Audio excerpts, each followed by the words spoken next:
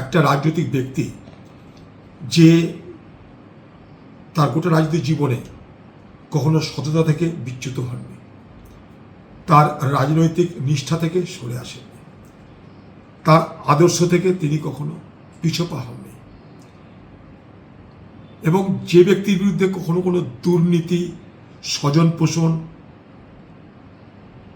করার কোনো অভিযোগ আজ পর্যন্ত বাংলায় কেউ করতে পারেনি। কথা হচ্ছে যে সব কিছু শেষে লক্ষ্য করে দেখুন, একটা প্রাক্তন মুখ্যমন্ত্রী সামান্য একটা ফ্ল্যাটে সাধারণ জীবনযাত্রা নির্বাহ করে কিভাবে আজ আমাদের ছেড়ে চলে গেলেন, এই উদাহরণগুলো কিন্তু বাংলাকে গর্বিত করে।